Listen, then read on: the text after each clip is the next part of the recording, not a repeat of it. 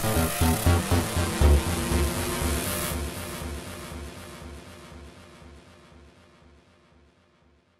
you guys, Dave Man 6, and it's the day after the National Sunday with my two boys, David and Matt. How are you guys? Doing good, feeling great.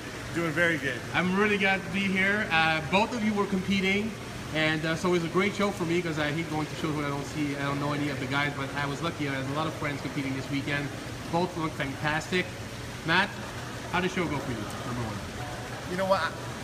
This was a show that I probably should have stepped back and just took my second at North Americans and called it quits, but when you get second, you kind of want to just push it a little farther, see what happens, but it didn't turn out the way I wanted it to. My body was tired. My focus was on this man right here, and I had 3 other competitors, and everyone looked phenomenal, but I mean, my heart was with this guy. After I saw him after the prejudging, get the first call, get right in the middle, it was all worth it for me. I didn't really care how I did at that point because I already did 2 shows prior. I was How tired. nice is that? Right, Dave? No, I mean, as soon as he got that first call put in the middle, man, I ran back, I had tears in my eyes. I gave him a hug, I kissed him on the head, and I had to go away because I was so It's like emotional. your little brother. Yeah, You know, and he knew it too. I mean, He was making me emotional back there. yeah, I felt so much joy for him because the feeling that he must have had when he got that number called center stage and he was hitting his shots, he knew he was glowing. And for him to make an improvement from last year at USA's where he kind of got overlooked and wasn't at his best, to coming here, he was like a rock star because it was a heavier class.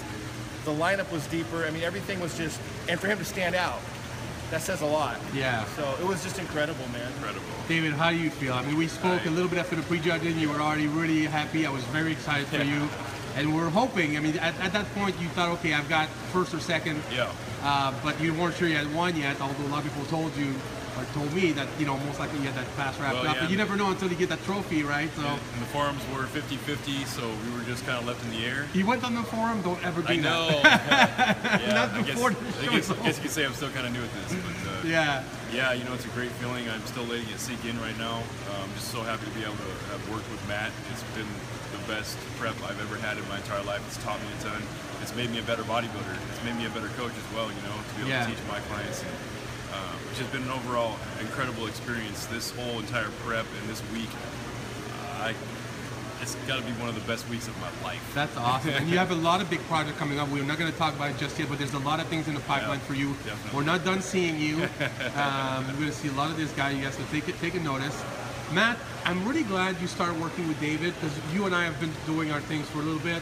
And so did David, and in my head, I've always, you guys are living in the same area, and I'm always told myself, why don't those two ever work out together? I think they just, you guys are like the same, you know, same sort of personality and good guys and just good people who like helping others. So I'm really glad that you guys hooked up. Dave never actually said anything. I found out on Facebook, and I was really glad to see that you guys finally hooked up and worked together. I think it's a great partnership. We've known each other for a couple of years, and we've always like got along and gelled really well. And we've talked about it here and there, and then we just made it happen pretty much like 8 weeks out. Yeah. He already did a photo shoot.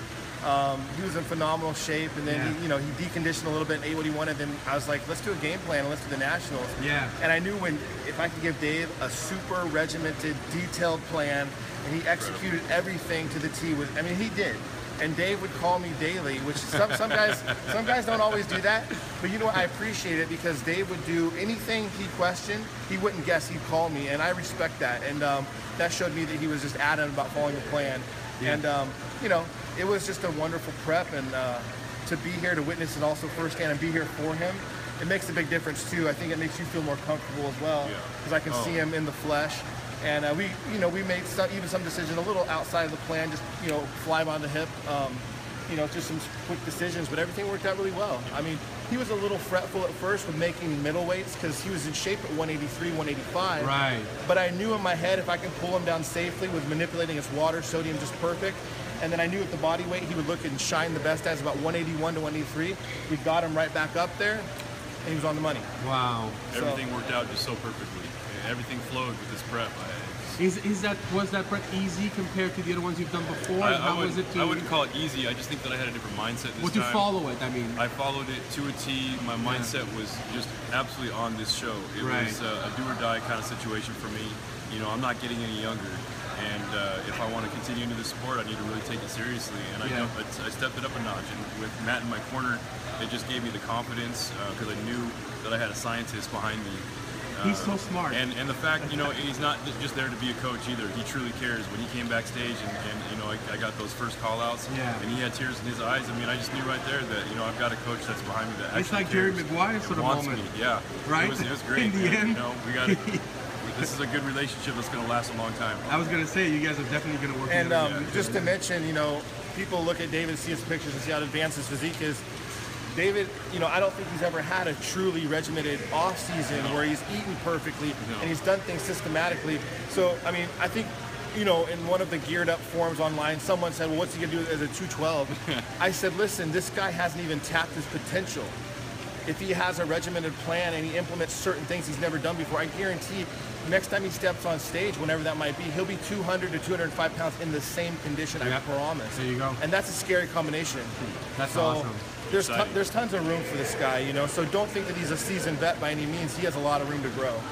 You guys, thank you so much for this interview. I can't wait to get you guys come back in Venice. Please let me know. I was telling David I would love to maybe in the Pacific Northwest and shoot all the guys, you, Matt, in their home gym, and David. There's a lot of guys over there, a lot of good bodybuilders. So maybe I'll have to organize that in the near future.